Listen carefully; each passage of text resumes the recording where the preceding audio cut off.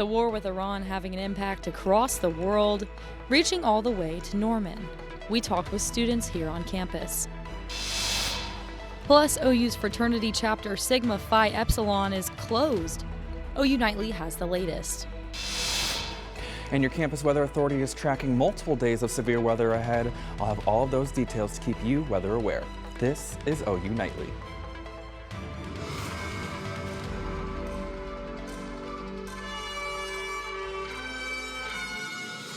We're on day 3 of the U.S.-Israeli operation against Iran, and President Trump warns of larger strikes against Iran, possibly spanning for weeks. Thanks for watching OU Nightly. I'm Bryn Mead. And I'm Lyndon Potter. Iran responded with airstrikes against countries hosting U.S. military sites. 3 fighter jets were struck down and 6 Americans have died.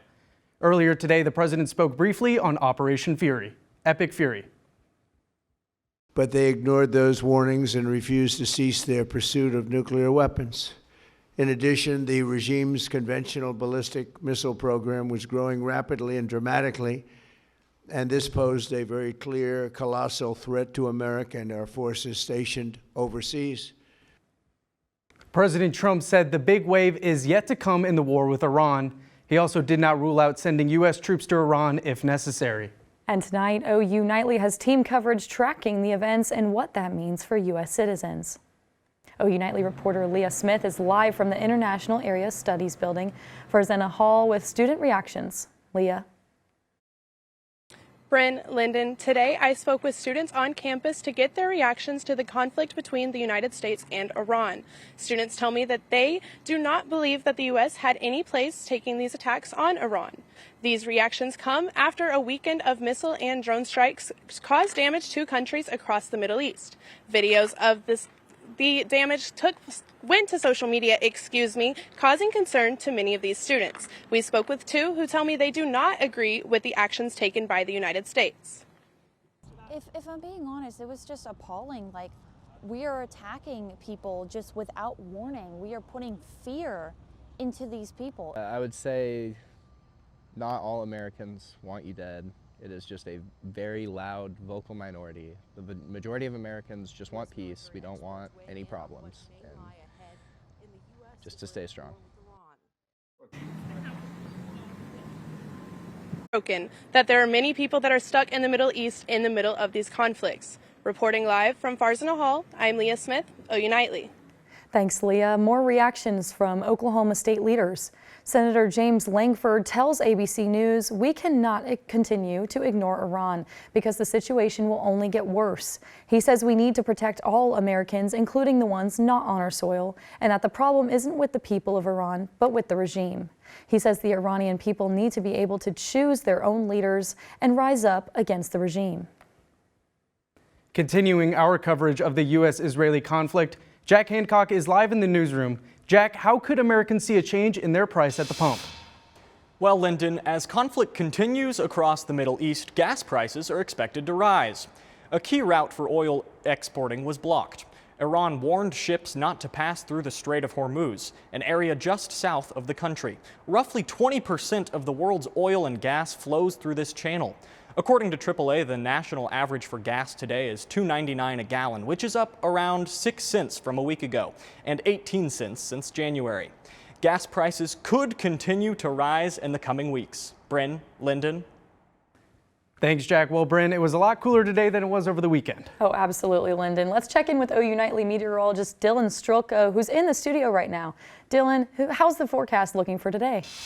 Yeah, Bryn, those temperatures are definitely down from what they were yesterday. You're seeing temperatures ranging 10 to 15 degrees below what they were yesterday. We're in the 60s right now, so still pretty comfortable, but we are going to be seeing those temperatures rebounding by tomorrow as we welcome in that first severe weather risk. We're going to see just a marginal risk right now, but we are watching for some more severe weather risks as we go throughout the rest of the week, so we are going to be watching and tracking that for you, but we're going to be seeing that big time drought relief along with that severe weather chance coming up for the rest of the week. Bryn?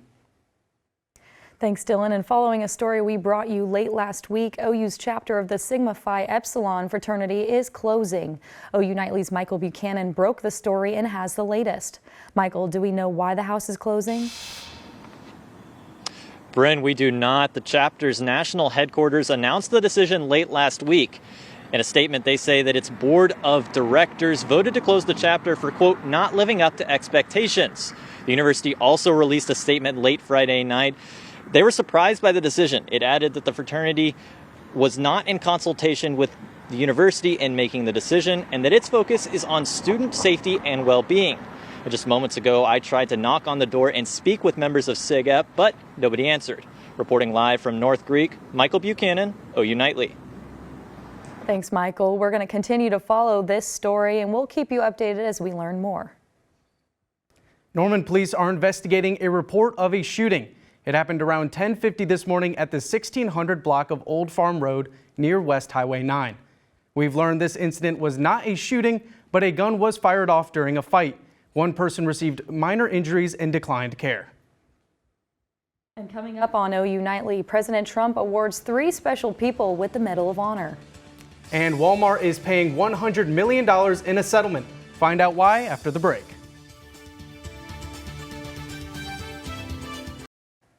The president holds a ceremony at the White House today, and a shooting in Texas involves a federal investigation. Abigail Nickel has that and the rest of today's national and international headlines from the News Center. Abigail. Bryn, today President Trump awarded 3 U.S. Army soldiers with medals of honor. Master Sergeant Roderick Edmonds was recognized for his resistance and leadership as a prisoner in Germany during World War II. Staff Sergeant Michael Aulis was recognized for saving a Polish Army officer's life, and Command Sergeant Major Terry Richardson, who was recognized for saving the lives of 85 service members during the Vietnam War. And in Texas, a shooting in downtown Austin Sunday killed 2 people. Police say 14 others were injured. 3 of those were hospitalized and they are in critical condition. Police say they responded to a gunfire at a popular bar in the 6th Street Entertainment District. They say the suspect fired a gun at bar patrons from inside a car. And students at the University of Texas say the shooting has them worried. And now it is really like at the front of my mind, if I go out, like, are there going to be further shootings, further attacks? Investigators say that there is evidence suggesting that the shooting might be connected to terrorism. Federal investigators are assisting local law enforcement. And a federal trial is underway over claims Elon Musk manipulated Twitter's stock price in 2022. Bryn, Lyndon, back to you. Thanks, Abigail. Back here in Cleveland County, officials say an unidentified woman was struck and killed by an Amtrak train just north of Indian Hills Road. A woman was hit and killed by a train in the area just a few weeks ago at the railroad crossing off of Tecumseh Road. Now, more police responded to the call around 9 p.m. on Saturday night, saying someone had been hit by a train. Officials say the Amtrak train, which had passengers aboard, have not reported injuries. The investigation is still ongoing. And earlier today, the Cleveland County Sheriff's Office caught a top 10 most wanted subject. James Darrell McGregor II was wanted since last year in July for domestic assault, battery, and second-degree burglary. You can see the top 10 most wanted list on the Cleveland County Sheriff's Office website. A major retailer will pay millions of dollars after a driver pay dispute. Megan Howarth has that and more in today's Money Matters. Walmart will pay $100 million to the Federal Trade Commission, settling a pay dispute. The FTC and 11 states claimed the retailer misled Spark delivery drivers about base pay and tips, saying Walmart falsely claimed that 100% of customer tips go to workers. They are also requiring the chain to apply an earnings verification system for drivers. And good news for spring home buyers, mortgage rates dropped to below 6% for the first time in years.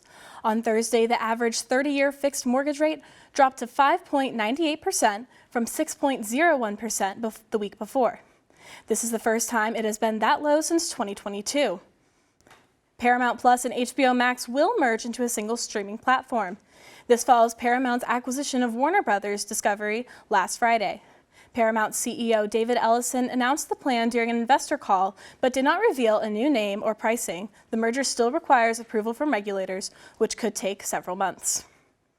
And Scream 7 had its biggest opening weekend in the franchise's history, making $64.1 million. Bryn, Lyndon. Thanks, Megan. And something is brewing on Main Street. Stick around to find out what new business is coming to downtown Norman. And don't go anywhere because I'm going to have a full look at the severe weather risk that we have coming up this week after the break.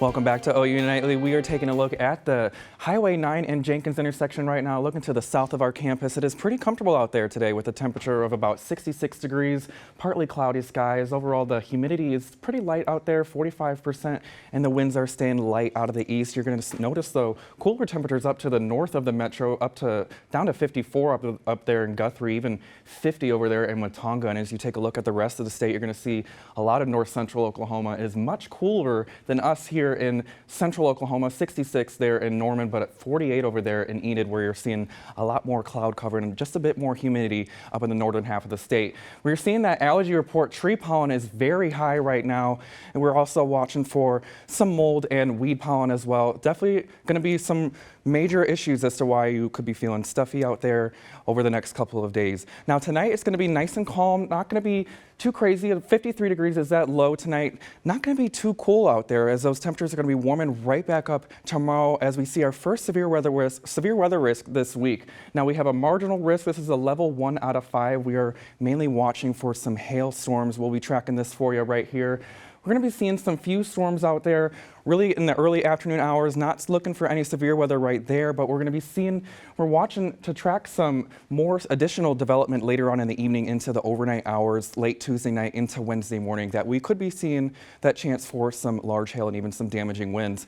But we are going to be seeing some more rain chances as we go throughout the rest of the week as well. Wednesday, you're getting up to 60% chance, mainly Wednesday morning, and we're going to see another big chance for rain on Friday into Saturday as well. So of course, we're going to be seeing some severe weather risks as we go throughout the rest of the week with these as well. So our second risk this week is going to be on Wednesday. That's a slight risk out there in southeastern Oklahoma. We're going to be tracking that for you as well. You're going to be seeing those storms really start to get going down there in southeastern Oklahoma Wednesday afternoon into Wednesday evening, and then into Thursday morning, we're going to see those clouds start to clear up as we go throughout the rest of the morning. But then Thursday afternoon, we're going to be seeing another chance for some severe weather out there in southwestern Oklahoma and western Oklahoma, especially over there in western North Texas as well. Now, this will shift into central Oklahoma by Friday. This is a day we're really going to be watching here in the Norman and Oklahoma City area.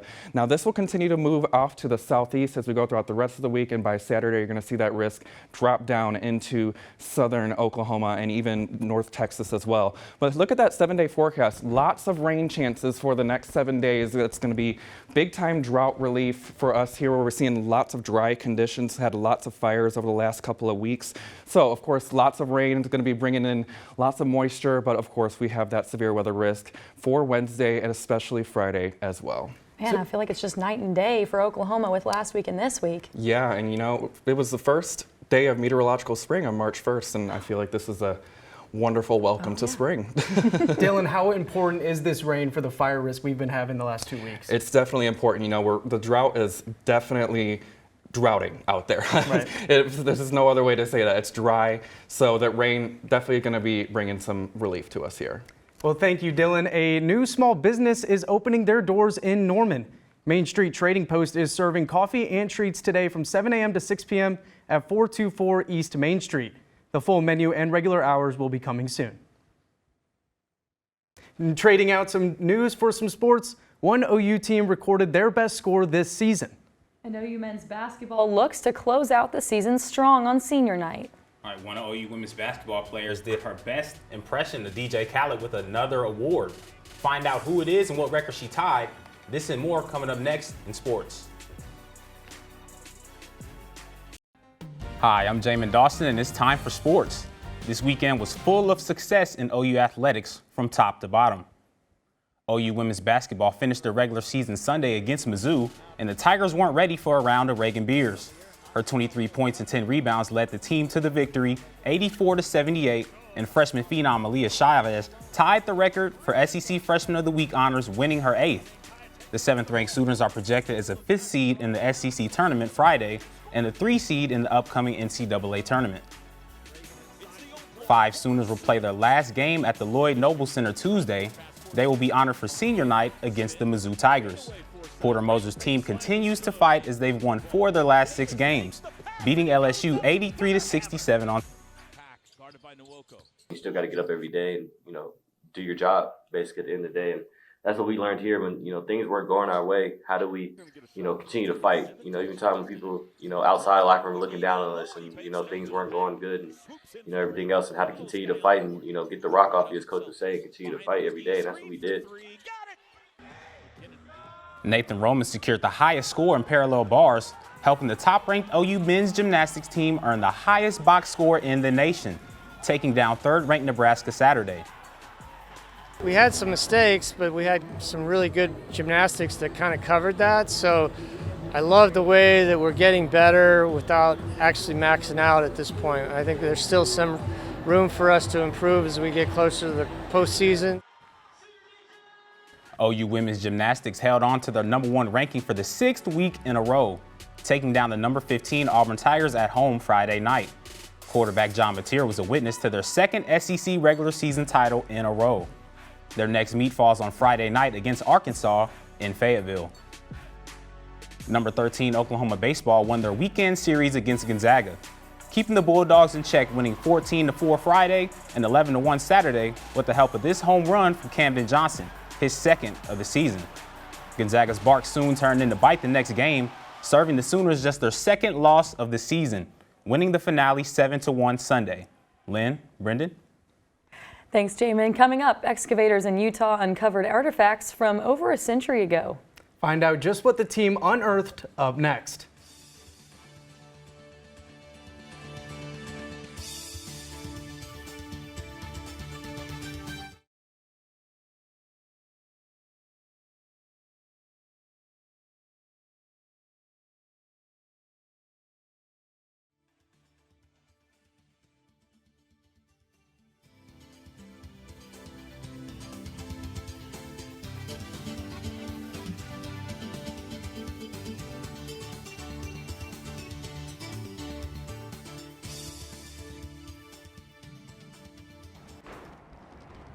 Edmond Early Childhood Center evacuated all students and faculty earlier this afternoon.